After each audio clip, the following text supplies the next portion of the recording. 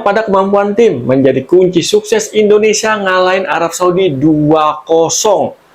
Kita biarpun potang-panting babak kedua untuk pertandingan keunggulan, tapi Arab Saudi nggak bisa bikin satu gol pun ke gawang Marten Paes. Kredit poin buat seluruh pemain yang turun di lapangan tadi. Marcelino Ferdinand ini menyala banget ya hari ini. Brace dibikin sama Marcelino Ferdinand. Ini bukti kalau Marcelino Ferdinand lagi on fire. Ini benar-benar mantap banget ya untuk mengeksploitasi lini kedua dari pertahanan lawan. Terbukti 2 gol Marcelino Ferdinand ini berawal dari pergerakan dia di lini kedua. Bukan itu aja sih faktor yang bikin Indonesia menang di pertandingan tadi. Faktor lainnya tentu taktik dari Sintayong. Biarpun tetap nurunin taktik lamanya, tapi Sintayong berhasil membakar semangat tanding timnas Indonesia di pertandingan tadi. Terbukti, biarpun fisik udah terkuras, tapi stamina yang terkuras nggak meruntuhkan semangat juang para pemain Indonesia di atas lapangan.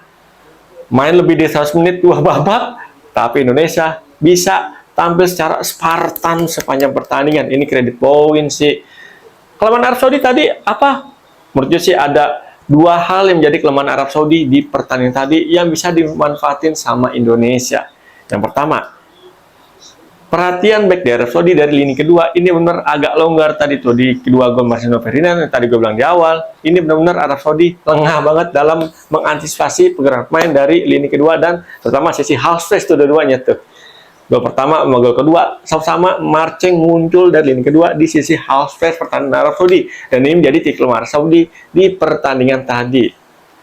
Yang kedua, Arab Saudi bisa dibilang nih ketika tadi ketinggalan agak sedikit monoton pola serangannya. Dia lebih sering ngandelin tadi umpan-umpan crossing ya. Berhubung dia mainnya monoton, berbahaya sih, tapi ini bisa diantisipasi sama para pemain timnas Indonesia. Dan ini mantep banget nih buat lini pertahanan Indonesia. Rizky Ridho, Jaizes, siapapun itu yang main di lini pertahanan tadi, Justin Hubner, walaupun harus kena kartu merah, tapi Edun menurut tadi penampilannya ya. Calvin Verdong juga begitu. Sisi kanan Sandy Walsh, Ivar Jenner, sama Tom Hai tadi juga mantep banget. Ragnar sama Rafa Strike juga ini luar biasa banget. Dan pemain lainnya juga tampil sangat-sangat apik.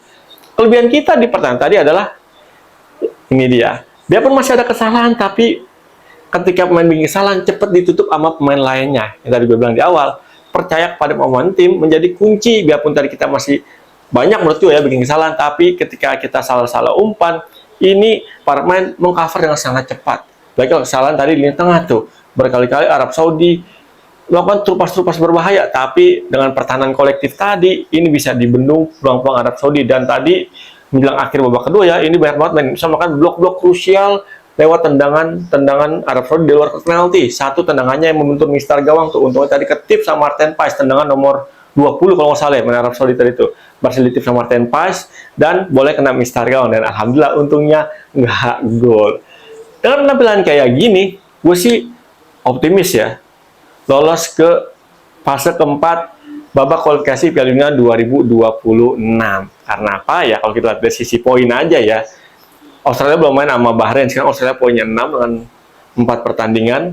Di bawahnya peringkat 3 ada Indonesia dengan 6 poin, di bawahnya ada Arab Saudi dengan 6 poin, di bawahnya ada China yang kalah 3-1 sama Jepang tadi dengan 6 poin. Paling buncit ada Bahrain dengan 5 poin.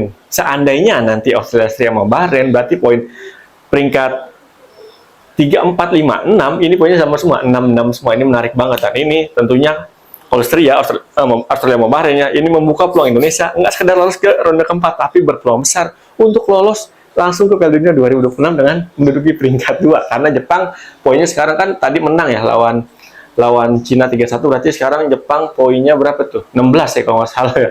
Pokoknya ninggalin jauh dah, dan Jepang ya udah slow aja, udah 80% pasti lolos ke Piala Dunia 2026. Nah, ini bisa diambil keuntungan sama Indonesia nih, karena nanti Indonesia di ujung pertandingan match 10 bakal ketemu Jepang. Jadi yang tadi menjadi gue happy tadi ya, selain tadi gue sebutin di awal kenapa Indonesia bisa menang pada hari ini, kemampuan para pemainnya biarpun di pressing sama pemain Arab Saudi nggak hilang-hilangan, tetap tuh konsisten. Marcelino Ferdinand biarpun di press, tapi dia udah kembali lagi ke kesalahan awal ketika dulu berapa bulan yang lalu, tahun lalu ya, penampilan sangat menyala banget. Hari ini kembali lagi Marcelino Ferdinand ya, tunggu-tunggu sama pecinta sepak bola tanah air. Di tengah juga begitu. Dan mudah-mudahan sih ya, di pertandingan berikutnya Indonesia nggak pernah kalah lagi, dan sebisa mungkin sebanyak-banyaknya meraih kemenangan biar kita ada di peringkat 2. Dukung terus perjuangan timnas Indonesia untuk lolos ke Piala Dunia 2026. Bertemu lagi bersama gue Irwansyah di konten Pundit Abon berikutnya. Salam olah bola.